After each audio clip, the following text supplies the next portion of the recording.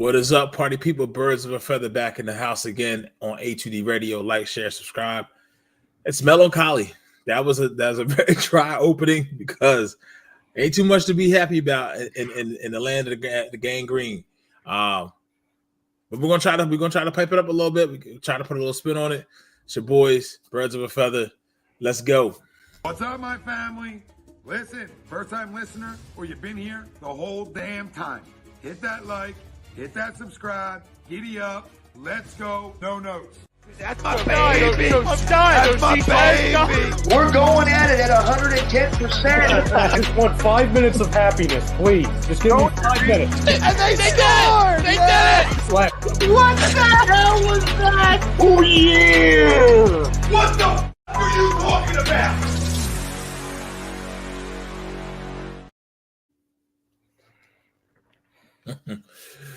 I'm just already looking at the comments. If you hear the gloat, you hear the be sorrow, you hear the dwell in our pain with us. Whatever you here for, we're just happy that you're here, especially this time of year. But it's your boy OGP. Got Chucks over there, got PY down there, got Jake over there. Four corners, birds of a feather. Brought to you by Alonzi Travel, specialized in creating the vacation of your dreams at Disney Universal. Wherever your heart calls to you, let the talented team of travel experts create a custom vacation for you. Right now, I think the Eagles' heart is calling first round exit, maybe second round exit, but we'll get into it. Tonight's kickoff statement is the Philadelphia Eagles have serious problems with their entire coaching staff. Agree or disagree? I'll lead it off. I'll Kyle Schwarber this thing real quick. I request to go last. I absolutely agree. And the reason why I agree, I said this, shout out to Tom Maroon, our president in chief. He had put a post out on Facebook. I said, I have a theory. And I told people to tune in for tonight. So if you're here, you're going to get this hot off the press. There's a trend developing here, right? When this team has success, they stumble into it, but they have a hard time maintaining the success throughout the organization, right? From one successful trip to the Super Bowl, that next year, and we all know about Super Bowl hangover, but here's the thing. Brian Johnson's getting creamed. Pause. Wow. He hasn't done a good job, put it like that, right? Jalen has regressed to a point where we're seeing poor decision-making day to day. He's definitely not getting the same day-to-day coaching in that QB room from Alex Tanney, right? Mm-hmm. So we talked about this a little bit last week when the Eagles had to pick from the not so much from the bottom of the litter, but the pool they had to pick from wasn't as vast, right? So I definitely think there's a step back taken from Jalen because of the fact that now Brian Johnson is not the QB. He's not the QB coach anymore. Right, so he gets elevated, so he can't spend as much time with Jalen, who's his boy. So he's not getting that same critique, X and O. And obviously, I will say this, unequivocally, 100% without a doubt, Shane Steichen was better at sequencing plays versus Brian Johnson, and that just comes with experience. To have this guy coming who's never called plays on this level and have him be what Shane Steichen was, maybe all of us was a pipe dream. It was just a pipe dream. It was over expectations, maybe, right? Because the team has struggled. The competition has been tougher this year. They haven't been clicking as much. The offense is so simple from the play call and the play scheme. And here's where I would say when it's a problem with the coaching staff, and I agree to the poll, is because it starts at the top. It starts at the top. And I can hear Sirianni saying, well, what we do it well. We got to execute. If you're not executing, it's hard. Players have to make plays. I get it, right? But it starts from the top to where maybe you need to pull Jalen aside. Like, listen, take the check down. Take what they give you, right? So my man is sick.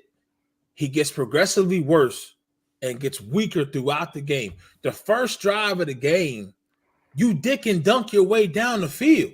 Mm-hmm. He's taking the underneath routes. I don't know why the philosophy changes to where Jalen now has to be a shot play player. He's looking for those shots. Don't get me wrong. Those shots hit last year. Those shots ain't hitting this year so far through this 3-game losing streak. And here's the biggest thing, right? Last 2 weeks, you got aired out. You got blown out. Whether it be fumbles, you was in the game, you was moving the ball. This game, you were in control for 55 minutes of the game and really should have been up more if it wasn't for the false start by Kelsey, other things that happened. So you played efficient but inefficient football, and then the two decisions to throw that bomb to Quez Watkins, I'm not trusting Quez with that first, right? Then also the decision after you give up, after Bradbury gets cooked, gives up the go-ahead touchdown. I posted a picture on Twitter, right? Go follow me, OGP at A2D.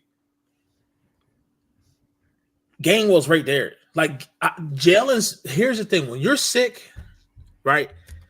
When you're sick and you're sick with flu-like symptoms, the brain has trouble processing what the fuck is going on. You have brain fog, right? And here's why I know I may get laughed out off the show. This is why I said in this game, in this spot, once Drew Lock was started, would it have been better to have 100% Mariota versus 60% Jalen Hurts? No, I won't say it right now. I know how you feel. All I'm sitting here simply saying is I don't know how that game would have played out, but I saw somebody whose velocity in his arm got tired as the game went on, who wasn't seeing the field. Now, obviously, those are trends that he has shown. I just don't know. I don't know how we got here, but that loss last night is more damning to me than the last two losses against Dallas and San Fran, because it's like, okay, Dallas and San Fran, Dallas is a different team. I think Dallas can give San Fran a run for their money in Jerry World. That it's just a different aura in Texas. I don't know what it is. San Fran is a class all by itself. Class all by itself in the NFC. But this game here, to a team who has lost 4 straight, to a quarterback who hasn't won a game since COVID was a thing. 2020 is the last time he won a game. And this is how you lose a game. The defense holds its head for the first 58 minutes of the game, and then ultimately they just start finding James Bradbury, and then DK finds out he's still DK. And Drew Lock hits a couple passes, and Nicholas Moore gets in the passing lane, but can't. He's not even thinking about trying to make the interception. He's thinking about just knocking the ball down. It's almost like he's happy his hands found the ball, right? So I definitely agree. I don't know how they can do it now. Honestly, if this continues, I don't know if this is the same coaching staff that you see from top to bottom next year, because they're putting it on tape where they are zigging. Teams are now zagging, and they don't have that answer to that yet. And when you see it, Jalen looks as bad as he did these last 3 games since 2021, in my opinion. From decision-making, not taking what's out there, not playing within the offense, when the offensive scheme isn't that great. So when they do have great schemes, when they do scheme a wide receiver open, I mean, it's literally that last throw last night was a 3-step drop. Fuck everything else. I'm going to AJ. And here's my thing. I do not think AJ Brown is that much better than Devontae for you to just put Devontae on the back burner, in my opinion. AJ does what he does very, very well. Devontae's a more well-rounded wide receiver, and if I'm in the crunch time, I'm probably throwing the Devontae if he does not have double coverage and he has a step versus a 50-50 ball with AJ. That's just me. But that game last night, so many different things, from the coaches to Patricia not calling cover 2 on the last drive, but really ultimately it came down to you gave Seattle 2 extra possessions. You gave that drive, that play to Quez, that interception to Quez took points off the board. That was a momentum changer. I absolutely agree with the poll. Kickoff poll, whatever you want to call it. I'm not as frustrated and I'm not as upset, because I've been seeing this for the last 4 or 5 weeks, and ultimately you just have to look yourself in the mirror and say, listen, this team ain't as good as we thought they were. It is not. It's just not. I'm here for the ride for the rest of the season. I don't know where they're going to end up. Could they find a spark? They could, but they're just not as good. And sometimes you have to come to grips with reality. The reality is for this team, they're just not as good. They are not. I can't even say they're not as good as their record dictates. They're not playing good football. The stretch that the 49ers had, they had that in the beginning of the season towards the first quarter of the season. Dallas had the same thing. So obviously the eye test right now it's like they're not showing you signs that they're getting out of it with get right type of opponents. Right? This game coming up on Christmas at 4:30. If this is ever a get right game, this is a get right game. Yep. More so than Seattle, because Seattle's a tough spot to play. But yeah, they should have won. I mean, without Devin Witherspoon, without Jamal Adams, without Tariq Woolen, who barely even played, like I just don't know. All right, somebody else go. That was 6 minutes of me. Yeah, that was like 10 minutes, bro. It really was. It was like 10 minutes. But at least going back, at least during the Nick Sirianni era, I can't remember a loss that was as bad as it was last night. You dominate time of possession. You basically had the game in your hands for 55 minutes. And then obviously the fourth quarter happened, and we know what happened. But fundamentally, this team's flawed, top to bottom. The offense is way too talented to put up just 20 points. They haven't put up over 20-plus points in 3 weeks. With this offense, that can't happen. Plain and simple, you got too many horses. And I got to give it up to Matt Patricia. I get at the end it fell apart, but for the most part, the defense was fine. The young guys played well. And there's so many issues. But to get back to the poll, I'm going to agree. But it also goes up to, like Pete said, it goes up to upstairs. Howie Roseman, Jeffrey Lurie, bringing in Sean Desai, didn't work out. Bringing in Brian Johnson doesn't look like it's going to work out at all. But the other issue is, I don't know if Nick Sirianni's message is getting heard anymore. I don't think it has the same, meaning, I guess you could say, as it used to early on. But if I know anything, and again, logistically, I don't think Nick Sirianni is going to be out the door. However, team continues to struggle, continues to play poorly. There's a guy that has his signature on Nick Sirianni's check that's going to have an issue. And the general manager is also going to have an issue if this team continues to struggle and we lose on Christmas. So I'm just saying, if the team continues to struggle and continues to look bad into the playoffs, changes are going to be made. It's not even up for debate. Hopefully it's a get-right game against the Giants on Christmas, but we'll see, to be determined. But as the poll said, with the poll, yeah, I agree.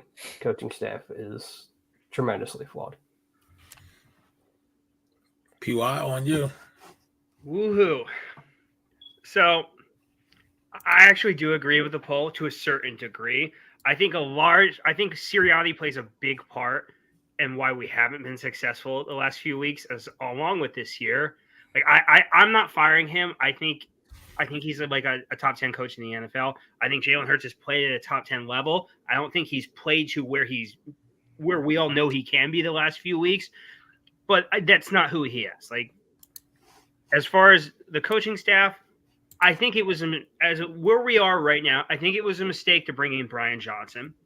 I think losing Shane Steichen was a massive failure. I think one of the issues. You can't do anything about. I understand that, but right. That's I'm going to make my point. So I think the issue is that they just assume, Jalen has this relationship with Brian, and like Pete said, it's like Wentz and DiFilippo. They had a really good working relationship, and once you lost that guy who's on your ass like white on rice, it's hurt him. I also think not having a play caller who is used to calling plays has hurt them. He's not good at situational football. He doesn't know when or when not to run the ball. He forces it He forces it to go. He makes plays for guys who should not be getting the ball in big time moments, and he doesn't have a feel for the game. I think a lot of Sirianni has not helped Brian Johnson in a lot of ways. Like this was a game was like your quarterback is sick as hell. There should be lots of runs. There should be bootlegs. There should be rollouts. There should be running back screens, not Julio Jones screens. You should not be scripting plays where two wide receivers are right next to each other, about to zigzag into each other. Like there are a lot of things. Well, to ask Devontae Smith to lead block on a wide receiver screen is stupid. Yes, yep. I agree. That's what Dallas Goedert is there for. Like if you're gonna make a setup like that, that's what you need to be doing. So I think Nick has been good this year. I don't think he's been as good as he was last year. And I'm seeing everyone's like, oh, you got to fire him. You got to do this. You got to do this. Like, I think it's not looking good for him right now, but there is a chance to right this ship. I think a big part of everything has to do with the fact that everything just needs to be simplified. Like, stop trying to make it overly complicated. Have some easy routes to get Jalen going. Some slants. Something simple. A curl route, for Christ's sakes. Like, do something. But that's what I'm telling you, people. Before you go, Chucks, that shit is there. Mm-hmm. He's just not doing it. Well, that was my second point. Is Nick is not on his ass. Go ahead and say it. They're not beating it in his head enough to where take the simple stuff. They're not talking to him about that. When he is as sick as a dog last night, I'm at the point now where he shouldn't have been playing. Like, it should have been Mariota. I was wrong. I'll admit that live. And I know Chucks won't agree to it, but when you're so sick to where you need to be on a separate plane, you probably shouldn't be playing.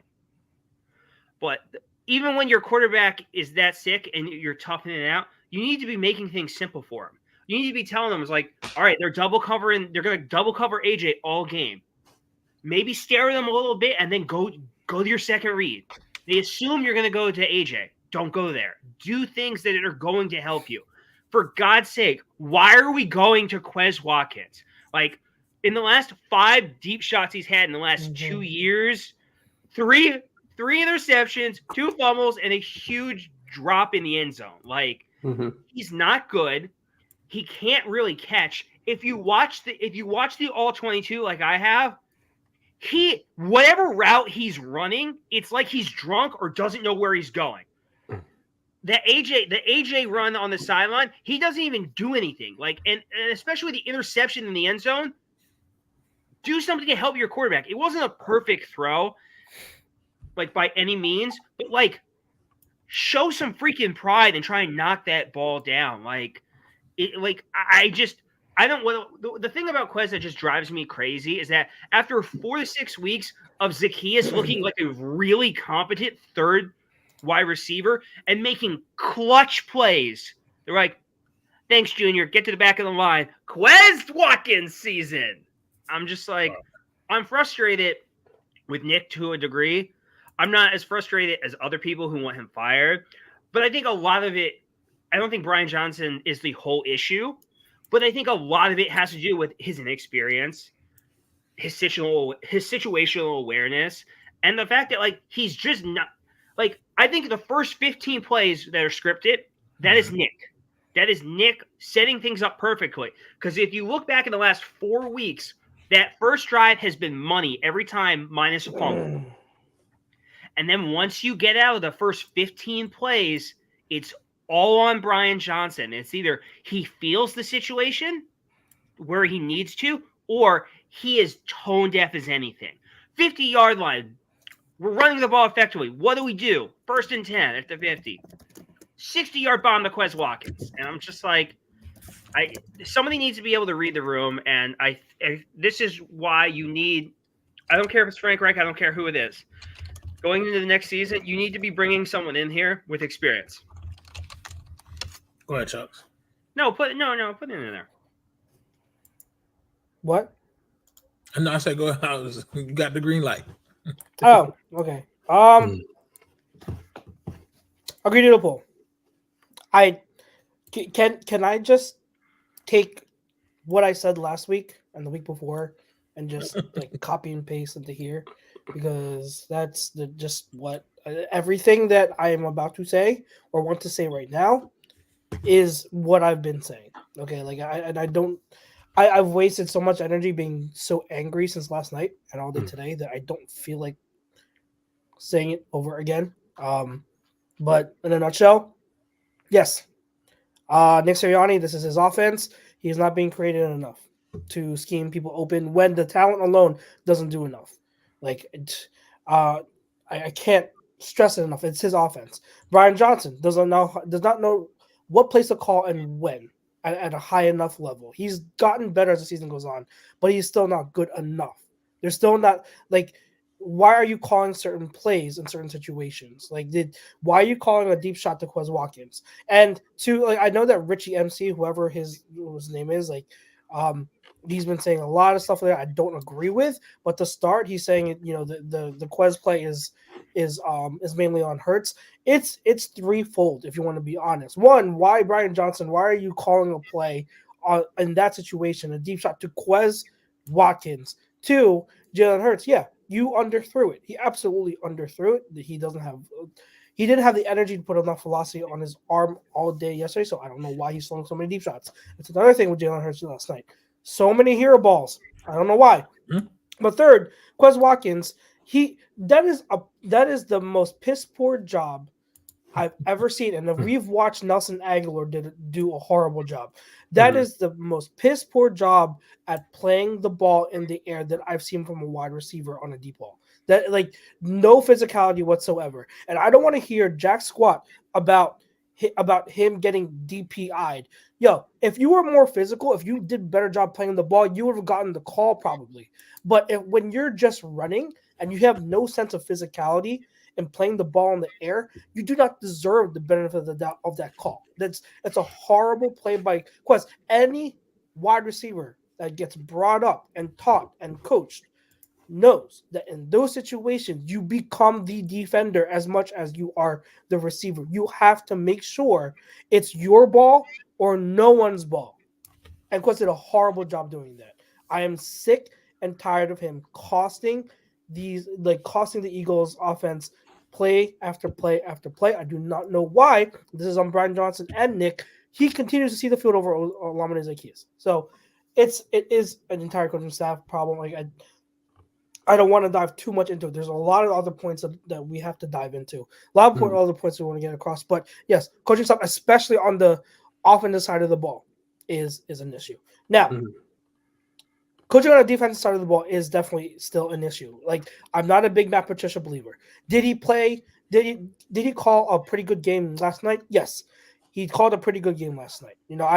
There's some calls late in and I know we watched Emmanuel Acho's breakdown on the final drive. I know there were the two big balls to DK and then the game winner to JSN. He in his opinion, those are on the play caller. That's fair.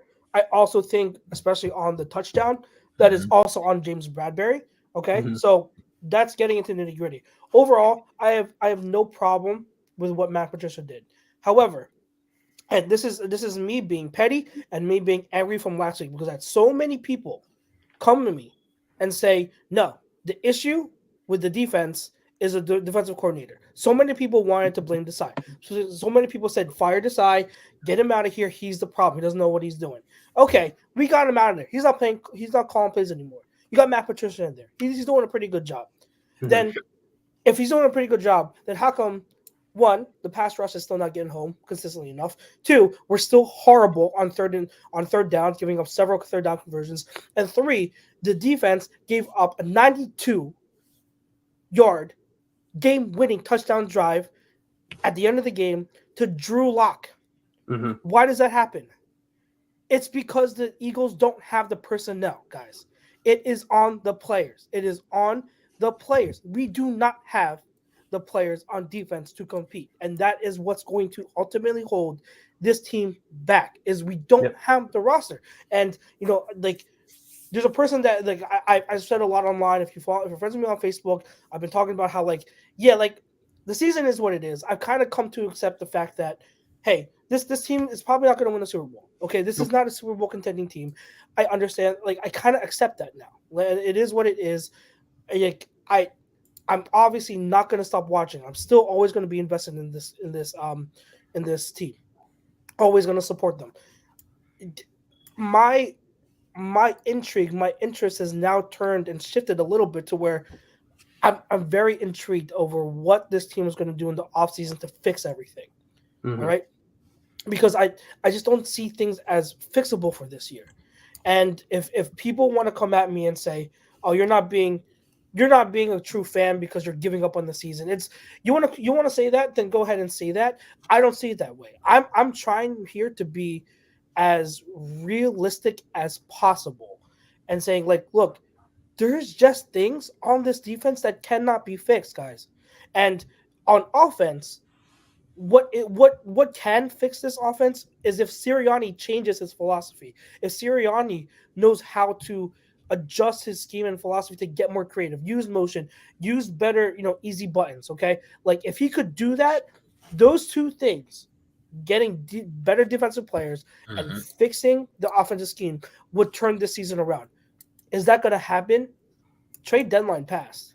Yep. It's long gone. You're not fixing the roster on this defense. And if Sirianni, and Pete, what you said like this upcoming game against the Giants is the get right game. No, I don't agree with that. This past game, last night's game, was the get right game, and we blew it. If there was ever a game this season where Nick Sirianni had the opportunity to show that he could adjust the season, it was that game. And we saw the same stuff. This offense did not change. They pretty much just said collectively as a group, we're just going to execute better and do everything at the level that we're expected to doing. What did Dan Orlovsky tweet today? He pretty much stated, like, it's the same three concepts. It's like 2x2 set. It's either 3x1 with Goddard doing, with Goddard as the isolated, and then a going empty and running Hank. Do you guys know what Hank concept is? So Hank is pretty much just all the receivers are spread out, spread formation, and it's pretty much all curls. Okay, it's just stop routes at the sticks. That's Hank. If I have to consistently see Hank over and over and over, like what? If I see it again, run 5 more times in the next game, I'm going to throw my phone at the TV. It's like, how many times are we going to see? Okay, they're down, spread formation. Oh, they're just going to run a stop route. Oh, there's going to where is the creativity? Like, where is the routes that we're able to get yak for these people, for these wide receivers? Like, I'm pretty sure we're bottom of the league in terms of yak. Like, why can't we run deep crosses? Why can't we run a lot of these mesh concepts? Why can't we run like all these West Coast concepts that'll get these wide receivers open? Right. It reminds me too much of Doug Peterson back in 2020, where everything in that offense was vertical. Yep. Every call was down the field, getting deep shot after deep shot after deep shot. And I'm like, why are we doing this? Why is it all vertical? And now I'm seeing different concepts with the same thing. Like, why is everything a simple 2-man route concept? Why is everything stop routes? Why is AJ only running goes and curls and comebacks and slants? Why are those his 4 routes? Why? Why is Devontae Smith not being put in motion? Why? Like, why? Why is Dallas Scott, the top 3 to 4 in the league, not being used correctly? Why?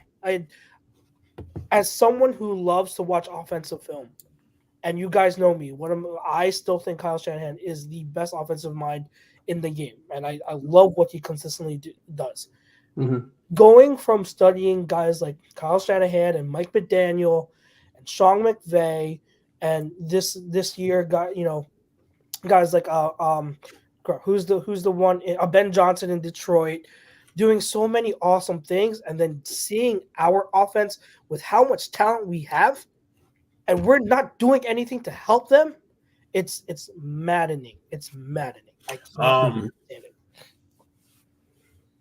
So I saw just following the chat. Fam, keep talking amongst yourselves. It's keep flying. It's flying. It is. I'm trying to keep up. Yeah, and Hurts is to blame for a lot of it. He has regressed this year. I'll go out and say it. Mm-hmm. The organization at the top is starting to panic. Yep.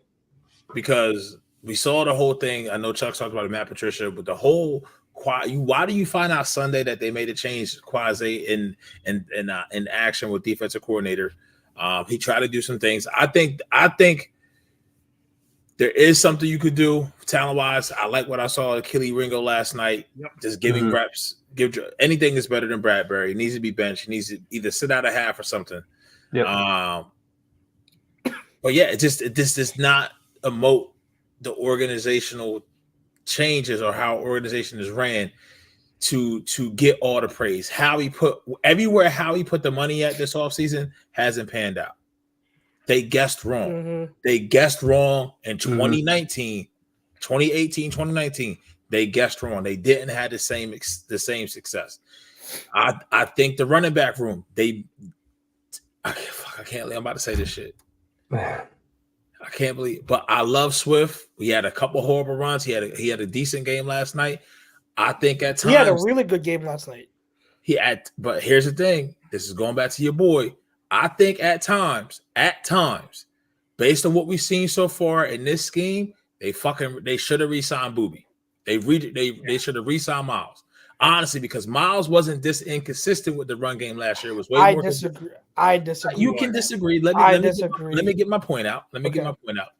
Also, every coordinator you mentioned, cool, great offensive mind. We don't have that. Why is it that we, with the offensive coordinator position, once again, the timeline of going to the Super Bowl, sometimes this is where it hurts you, right?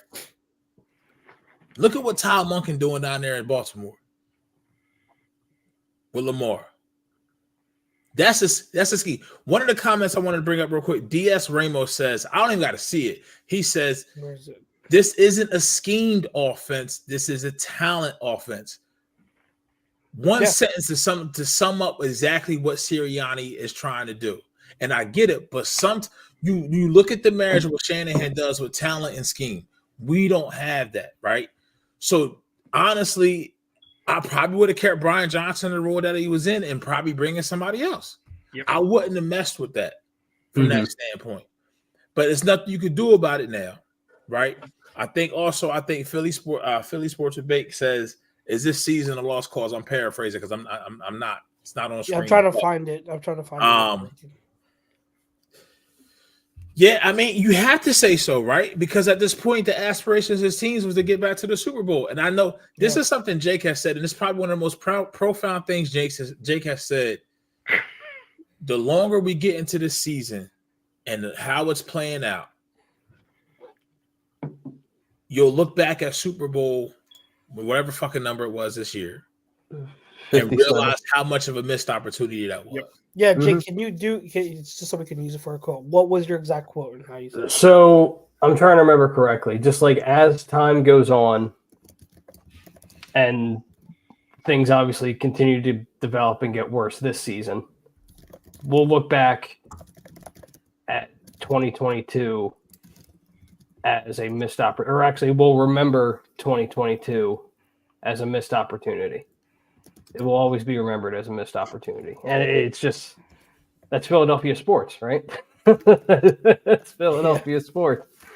But, and that's the problem. If we won last year, we'd still be we still have complaints or whatever, but we'd all be kind of like laissez-faire-ish. And no disrespect to Philadelphia sports fans by any stretch, but we'd be like, we won the Super Bowl. They have a couple things they're trying out. Okay, no big deal. If we don't do it this year, no big deal. We still got the horses next year. But the fact that you didn't win last year, it just emphasizes the issues that are going on right now. So if Sirianni... and I'm looking real quick. Monken was hired February around Valentine's Day. I think that like 5 days after the Super Bowl. It was like right after. I don't remember when he was hired.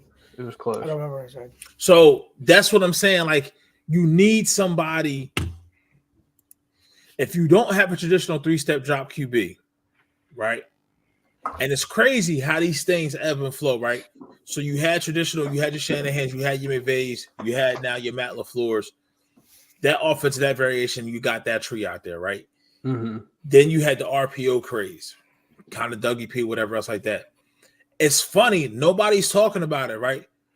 But now, what are the offenses that have been so high powered this year outside of Shanahan? Fucking West Coast offense, basic concepts is coming back. It's crazy. Yep. Like Mike McCarthy looks like he has Dak looking Aaron Rodgers-esque in 2010. Dak's playing the best football ever. So one constant in all of this, right, throughout everything, and this is, I don't know how he does it, but Big Red, his offense all the time, because he gets that quarterback, but scheme-wise, he still figures it out. He's always innovating, right? And he's always bringing in new minds. This is just where I think the Brian Johnson thing, the re-sign of Bradbury, not put emphasis on the linebacker, putting all our eggs in the Kobe Dean basket, has you here now still sitting at 10-4 as a clinch playoff berth team.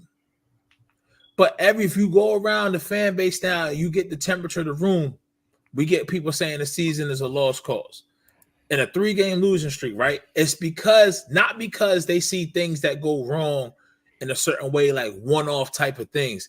These are trends. These are things that we have seen a pattern of behavior with this team to where the identity just isn't there. Where you got people like Honest NFL saying, listen, next year, the offseason, the defense needs to be built around Jalen Carter, your best player. I'm 100% agreeing with that. And if that leads to Matt Patricia being the 3-4 coordinator, it is. Maybe it's not the best choice, but you could do worse, right? So there's things that have to be done on this team, and they're putting Band-Aids. It's like the boat is leaking, and you're patching everywhere. Everywhere. It was a quote. I don't know where I saw it. If I just saw it on Twitter, if somebody shared it, but there was the quote right after Jalen said about the commitment.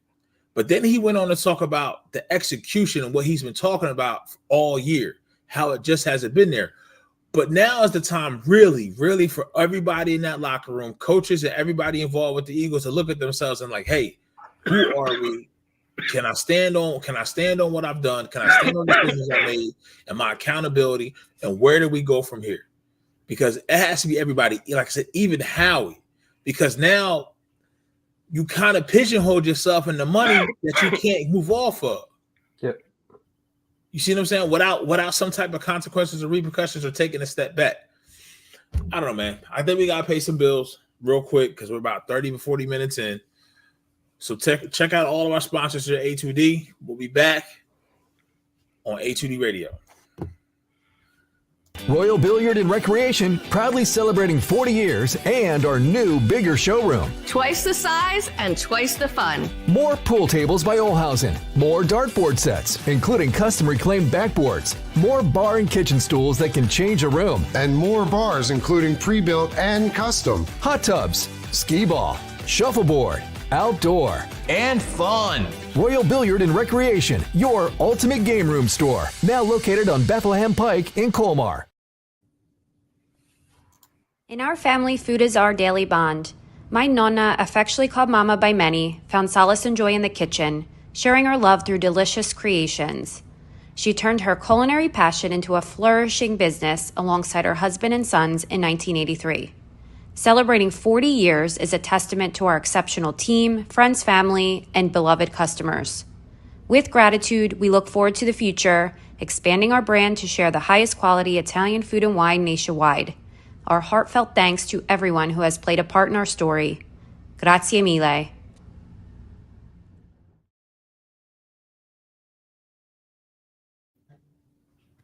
Hats.com is the premier destination for quality and fashion-forward hats and more, with designs for every style and trend. Locally based and run by Philly sports team fanatics, Hats.com can help you elevate your hat john. Utilize the easy-to-use guides at Hats.com to find your perfect size and style, and shipping and returns are free. Hats.com. Find yourself in a hat.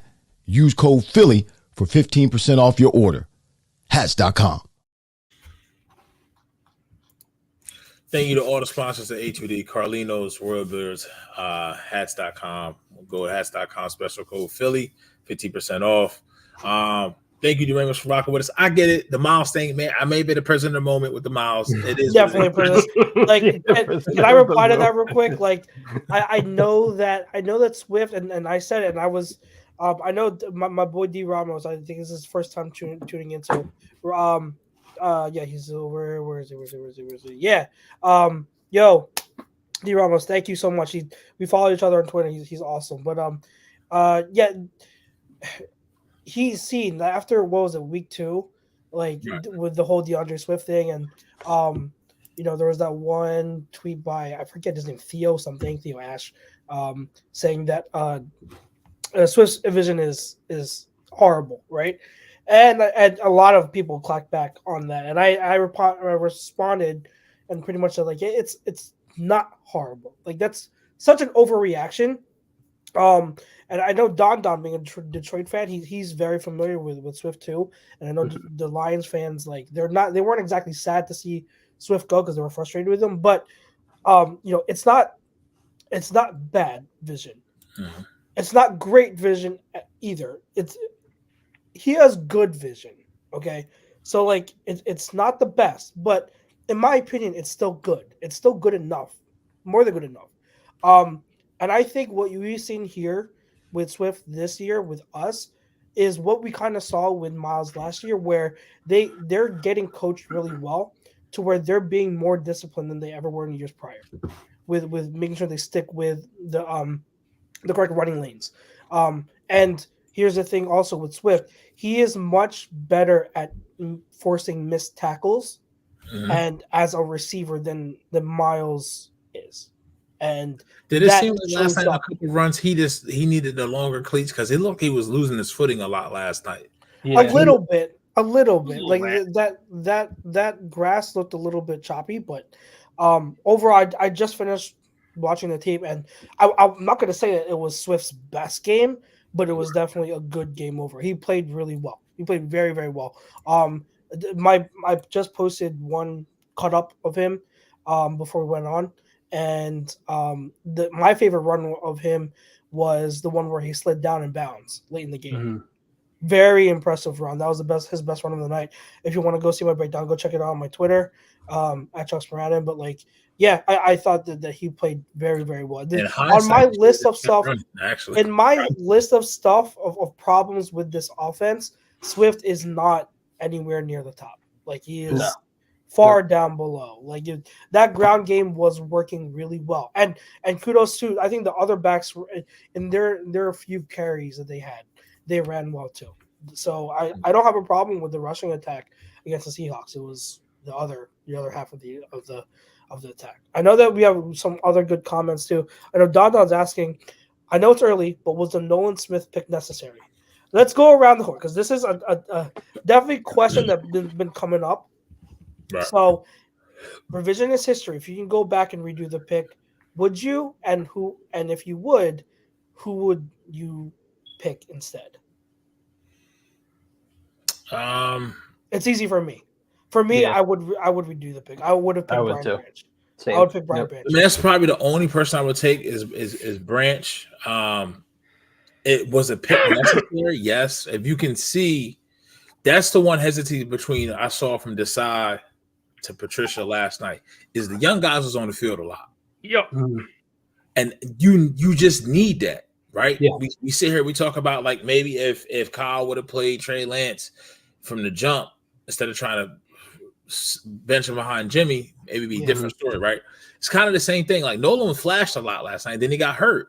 That's going to be the thing. Like, these guys, remember, Georgia had all these guys, right? But they were playing 20, 30, maybe max 40 snaps a game. Yeah. So now at the NFL level, you're asking them to play 50, 60 snaps, right? So with that, I think the pick was necessary, because then you can move up for Barnett and you can get some more production. You can hope. He's a good run stopper. He doesn't get enough credit in the run game. But what he does to stop the run, he had a couple come from behind tackles. He's fast, he's young, but he has to be durable. But at the same time, how this team's ideology is, for them, it's going to be necessary. For us, maybe we look at Brian Branch differently. You know what I mean? Because Coach Marcus Profan Talk Thursdays at 7 says check downs, no motions, predictable screens. That's the biggest thing. I think even with when you know where the other person is going, even if you're not as talented, you can scheme to try to make it, and then the talent has to be perfect and execute. That's the problem that Sirianni is finding. So, but when's the last time they drafted any type of secondary player in the first Exactly. round? So Todd is asking who was available at 30. In terms of safety, obviously Brian. Let's go look and see who was picked after. If you're looking at corner, it's Joey Porter, Tyreek Stevenson, and DJ Turner. All I would have taken because they're all getting meaningful playing time right now with the team. So I would have taken any of those. And it's not to say that I hated the Nolan Smith pick, and I still really like Nolan Smith. This is no detriment on Nolan Smith, but I feel again overkill. You need to prioritize some other positions, and I think we're paying the piper on that as we're seeing now. So. Yeah, Matt Walsh said he would have had Joey Porter Jr. Ramos says, if I'm still signing Bradbury, yes. If we sign Chauncey instead, he's taking Joey Porter Jr. So, yeah. So, I fully understand, where people are with Nolan Smith. I think he's played well in the limited time he's gotten. Especially last night. He was all over the place last night. And then he got hurt again. I'm sorry, what? And then he got hurt again. Yes, he did. But he made one tackle and he busted his shoulder up again. So, and I understand everyone getting upset and we could have had Brian Branch or we could have had Joey Porter, and I get that. But I'm also not a prisoner of revisionist history for the most part, because I also understand that they just weren't picking those. It doesn't matter if they were available or not. They don't pick safeties in the first round, sadly, and they don't pick corners in the first round, sadly. If anything, if you're not going to pick Nolan Smith there, which I think their whole rationale is he's a Georgia guy, this is a top 10 prospect, let's get him in the building. If you're not 100% certain on Nolan Smith, trade into the second, and then you know what? Go get a Joey Porter. Go get a Brian Branch or one of those guys. But they just, for whatever reason, they're more willing to go into round 2 and pick a guy like that. For whatever reason, the first round, they don't like linebackers, they don't like safeties, and they don't like first round corners. It is what it is. It sucks. And people keep bringing up the Bradbury thing, and I'm like, we whiffed on Bradbury, but you also have to understand how we got to re-signing James Bradbury. We wanted James Bradbury was the fourth option for us to re-sign first. They wanted to go get guy in Chicago whose name I am TJ Edwards. Jalen Johnson? Know. Yeah, they wanted to go get TJ Edwards. TJ said, "No, thanks for the contract. I'm good. I'm going home." So no matter what they gave him, he was leaving. And the same thing with CJ. They offered him a multi-year deal, and his agent screwed him and got played, and he only got 1 year. And because he got hurt, he's most likely not going to get another bag in free agency. So that's how you got to James Bradbury. The Bradbury contract sucks, but I'm also not going to be oh my God, Eagles were stupid from the get-go. I understand how we got to that point. I also don't think there was really honest question, guys. If you don't re-sign Bradbury, who is out there that, because we understand they're not taking a corner in the first round. Who was out there in free agency that you would have signed if it's not James Bradbury? You draft a corner. Yeah, they're not doing that. No, they're not doing that. You draft. You want to draft to the corner early, maybe not in the first, but you draft them in the second. Yeah, that's what they would have done. They wouldn't have signed another corner. They would have drafted one. They'd have drafted Porter. They'd have drafted Stevenson. They could have drafted Brent out of Indianapolis. They could have drafted a lot. I mean, they did draft Ringo. You know what I mean? And maybe you didn't feel like he's ready, but I was pleasantly surprised after getting toasted at Sunday Night Football. He had a better showing last night. They just threw him in there against the Cowboys. They're oh, hey, go against CeeDee Lamb. Have fun. Yeah. But there was a question that you put about Marcus, and he said, take the hypotheticals one step further. Would they have played in this defense? Here's the thing. If you switch to a 3-4, if you go to a different DC, you switch to a schema for 3-4, but that also comes into the coaching, right? that also comes into the coaching of what their preference is as a head coach. You have Nolan Smith is the ideal outside linebacker. Maybe he's 10 pounds too light, but speed off the edge out the wazoo. And you got Hassan Reddick at the same thing. Who, listen, you will talk about players. I ain't heard my man's name called 2 games at least. The last at least 11 quarters of football. Hassan Reddick is. I don't know what it is, if he's gassed or what have you. But bro, like, this is why I think Monken took the Ravens job. Because Harbaugh is just, once again, Harbaugh is a special teams coach. That's what his forte was. He has some help with DBs and things of that nature, but he doesn't have the specialty on one side versus the other. So if you're a coordinator on that team for him, you have to answer to him, but you literally can do your baby, right? Yeah.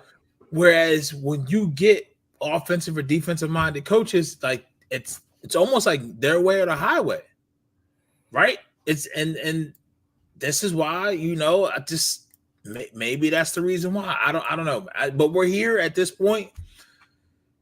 A lot of this stuff needed to go right, and a lot of this went left. And you dealt with some injuries this year versus last year as well. You're nowhere near as healthy, right? So I don't know, man. Marcus says I play with Willie T when I'm best friends, so I know all about fast LBs. Nolan Smith is too light to be on the edge. Then maybe they shouldn't have drafted him at that point. I mean, I'm looking. So here goes the players that was drafted after, right? Just in general. I'll give you the next 10 picks after Nolan Smith. So you have Kansas City, Felix Anduke Uzama, Joey Porter Jr., Will Levis, Sam Laporta, Michael Maris, Steve Avila, Derek Hall, Matthew Bergeron, Jonathan Mingo, Isaiah Foskey, BJ Olari. I'm giving you more than 10. I lied. Musgrave, Julius Brents, Brian Branch at 45th pick, so 15 picks later. Keon White, Jatavius Martin, Jaden Reed. Definitely could have loved to have him on his team. Rasheed Rice, Tyreek Stevenson, Charbonnet, DJ Turner. It's a lot, man. It's a lot. This is why I said it's almost like, once again, after this team has success, which really sometimes comes out of nowhere, I think everybody in the organization starts feeling themselves. Yep. And it shows. Like, this is why I had said it in my voice messages last night after the game. What the Patriots did will never, ever, ever be duplicated. Nope. That running success day in and day out is so tough to replicate. It's the perfect storm, and we just don't have it. You don't have it. We can't even get the same level of QB play 2 years in a row. At all. Fair. They also had the greatest quarterback to ever play professional football. That's that. I mean, yeah, no argument on me on that one. A big caveat. I'm tempted to say the greatest football player ever, regardless of position. Won't get a debate from me. Wait, who? Sorry, I missed it. The greatest football player ever, regardless of position.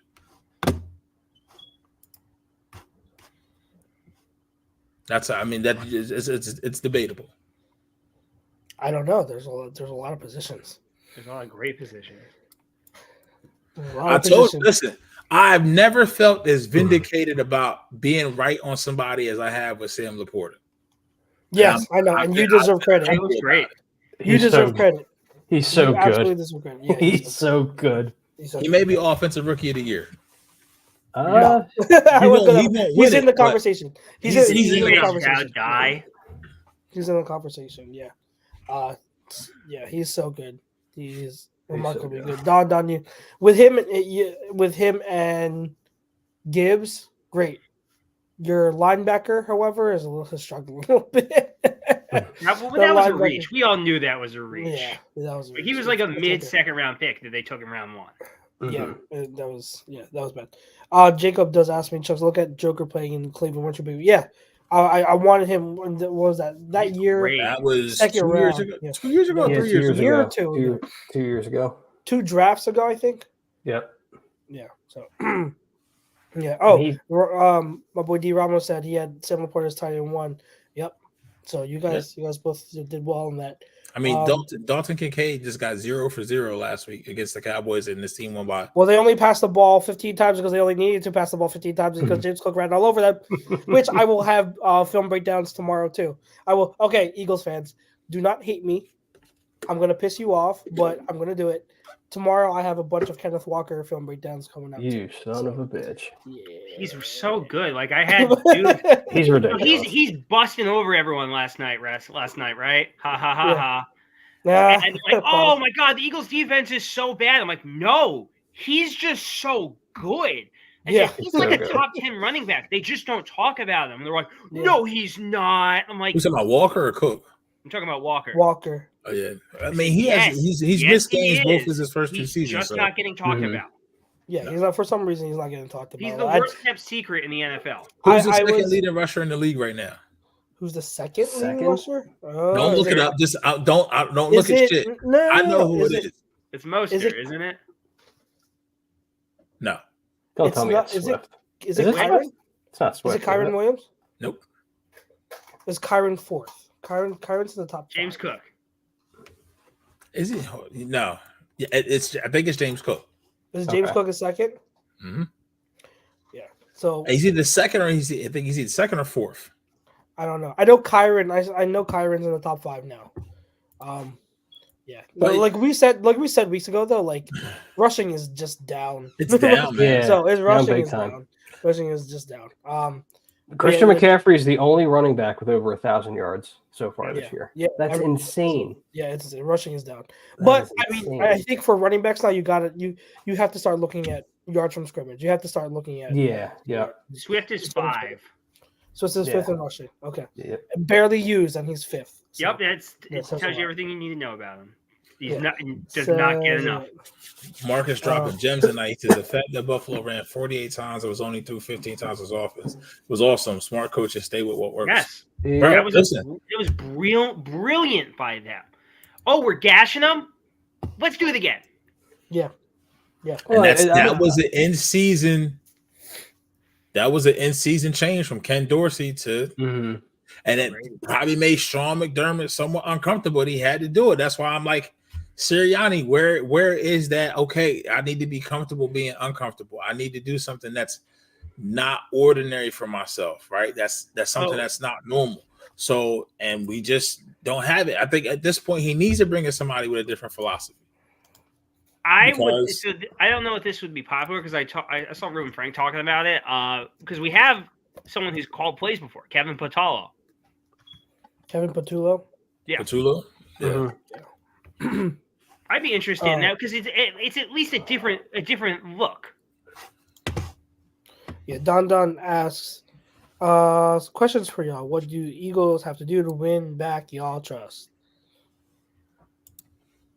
Consistency. Like if you can, like obviously, like it's not gonna get back the last 3 games, but if you can consistently look good for the next 3 weeks, I'm gonna feel more comfortable heading into the playoffs. Maybe I'm not gonna be like, oh my god, we're going to the Super Bowl confident, but I'll feel better.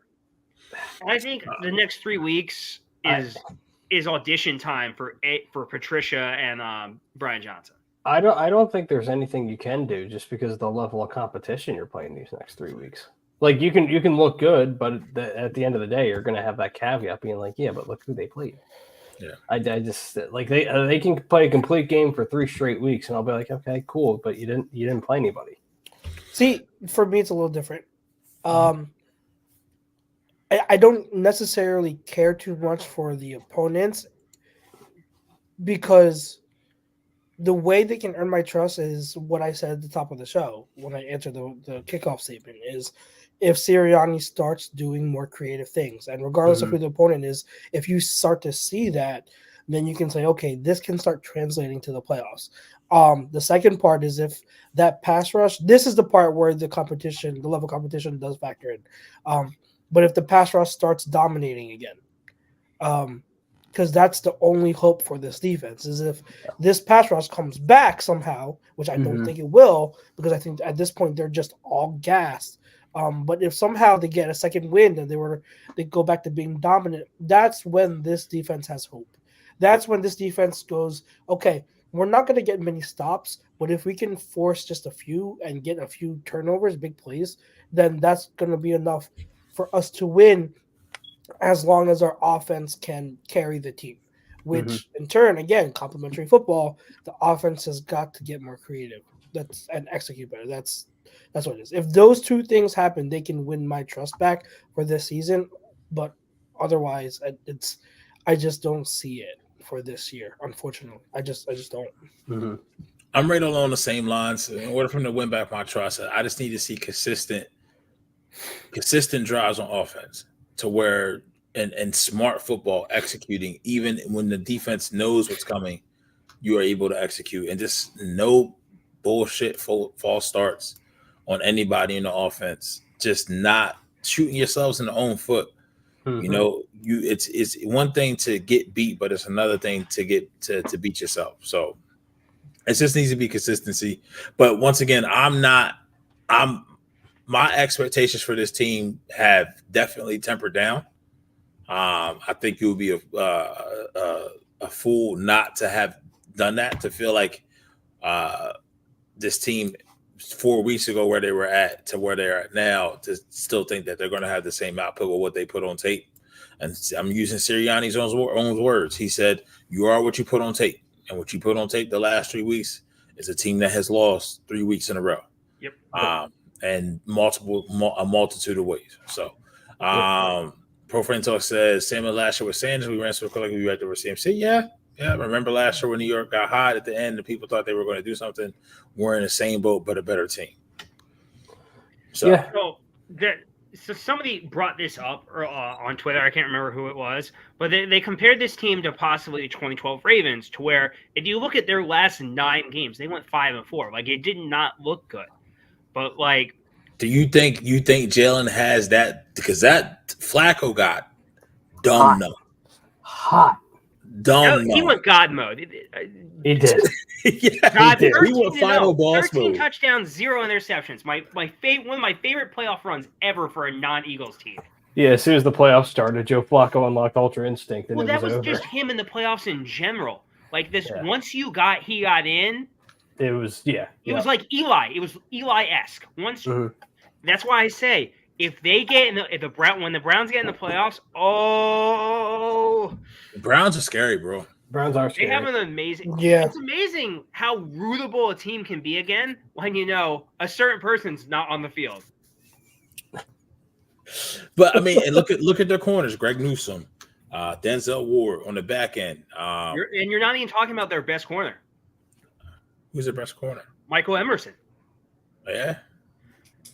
Like he's been shut down. He's got like a 30% like passer rating when thrown to him. Like he has been like money all year. Like I think he's been playing better than Newsome. Yeah.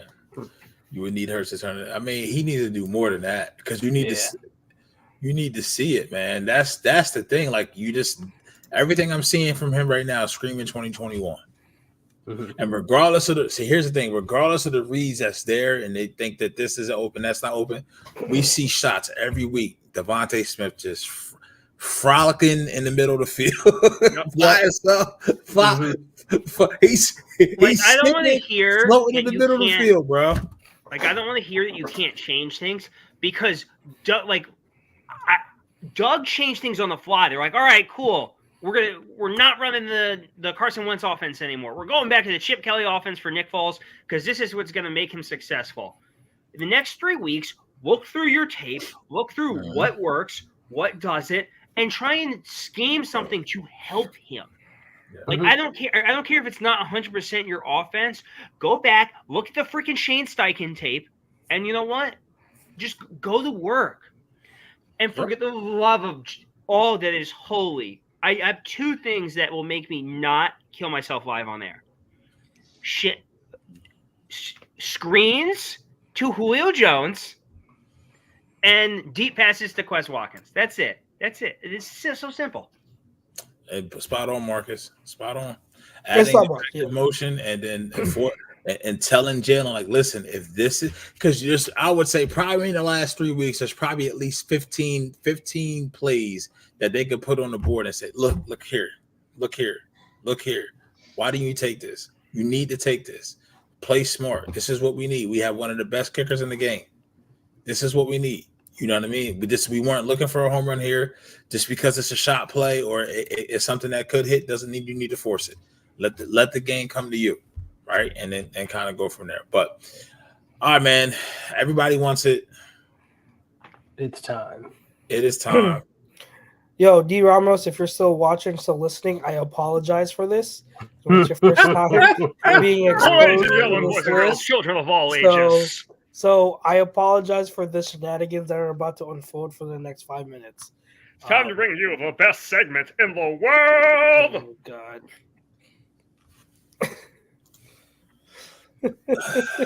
Yes, you do. Do you want it? Yeah. Do you need it? Yeah. Do we have it? Yeah. Now we're doing saliva. Okay. Relax. Ladies and gentlemen. All right, PY. We got to head out in 10 minutes. So Sure. Okay. So, what's you got this week? As usual, I am the voice of reason, the voice of the voiceless. And Positive Pete is we're continuing it. These are 5 things that made PY happy.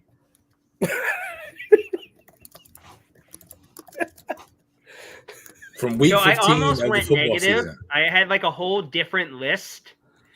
And then I started thinking about it. I'm like, oh my God, this whole show is going to be negative. I got to save everybody. All right. Cool. All right, go ahead. Yeah. Number 5, you know what made me really happy? Eli Ricks. Okay. A solid show in the last few weeks, and 31 coverage snaps. No yards. It's amazing what happens when you put him on the outside. Yeah, crazy, right? He is not a slot guy. Excuse me, I'm more of an M&M guy myself.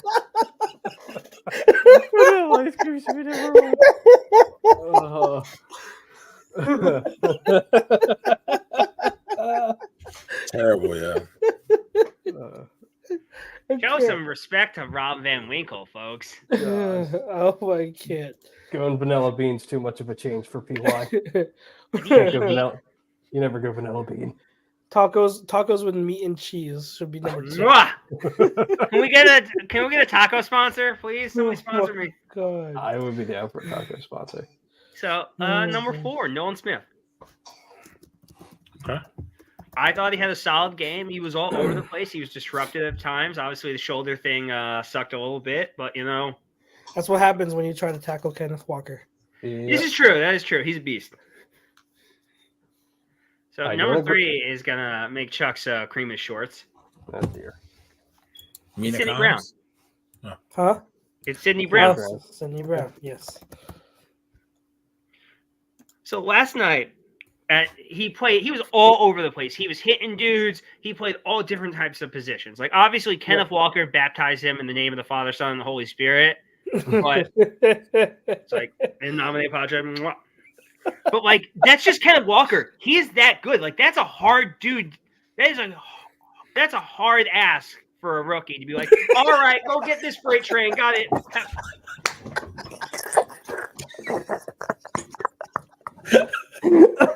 Last night, 19 snaps at slot corner, 17 at free safety, 11 in the box, and 1 at D-line. Your biggest issue is that you paused after you said ass.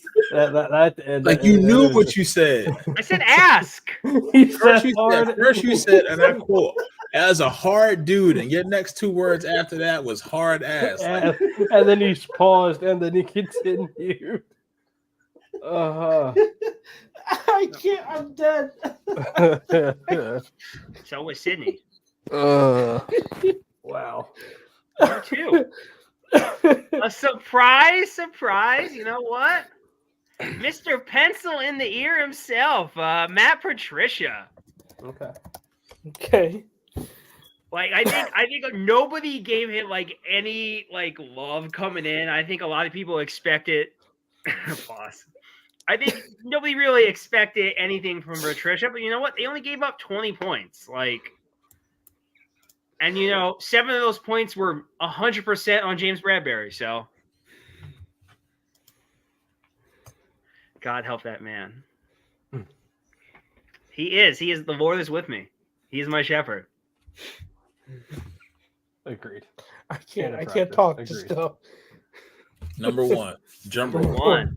I think I know where you're going. Keely Ringo. That's a good one. Money. 18 snaps. No yards. Obviously, he only got thrown at twice, but still. Like, after getting, like, killed against Dallas, which I get it. Like, you're just in a tough position. I've never seen anyone get 2 separate penalties on one drive before. So that was bad. But I think he played way better. And going forward, I need Keely Ringo and Eli Ricks to start, and Bradbury can come in sparingly. Same thing. I need more Sidney Brown. I need the rookies to play more. Young guys. You just need I need all the young guys, because last night showed you they can be effective when you actually give them playing time. Mm-hmm. See, it wasn't that bad. Okay, this is nice. You know, I didn't make anyone cry. Oh, you did, but just out of laughter. Like I said, it's the best segment on ATD. Oh my god. Okay. All right. Closing remarks. No huddle before we head out. Do they win on Christmas? Do they give us a Christmas gift? Yes. Yes. I think they do. Considering I'm spending Christmas with a Giants fan, I hope so. But I will say this. If they don't win, and hypothetically they get embarrassed, it's going to be what do you call it? The game is in Philly, guys. The game is in Philly. What do they call it? The day after the regular season, what do they call it? Like Black Monday? Black Monday. Black Monday. So yeah, whatever version of that is the day after Christmas, whatever that's going to be. If we lose to the Giants, could we see if they It'll lose? be Brian Johnson looking like this. Could we see the modern version of Snowballs at Santa Claus? Yes. No. You think so? Yeah. I hope they throw it at. If they get embarrassed by the Giants, yeah, there's going to be. I hope they throw snowballs at Meatballs Goofy. It's going to be a disaster. And is Cutlets in concussion protocol, or is he clear? I don't know. I didn't check. I didn't check the latest. I mean, I almost want to. I'd rather see him play than versus Tyrod Taylor. Honestly, I actually like watching him play. I enjoy watching him play. Tyrod Taylor running quarterbacks do not. No, thank you. Yeah, I don't need. Tyrod will go for one run and then he'll like rupture his spleen or something. Yeah, man, that's the worst luck. But if they win, we won't be on Tuesday. If they lose, we'll be back here Tuesday, and be in the memoriam of the 2023 Eagles season. Yep. But until then, we thank y'all for rocking with us. Everybody have a safe and happy holiday. Merry Christmas, Hanukkah, Kwanzaa, whatever you celebrate. Just make sure you do it right with family. We are up out of here, man. Peace.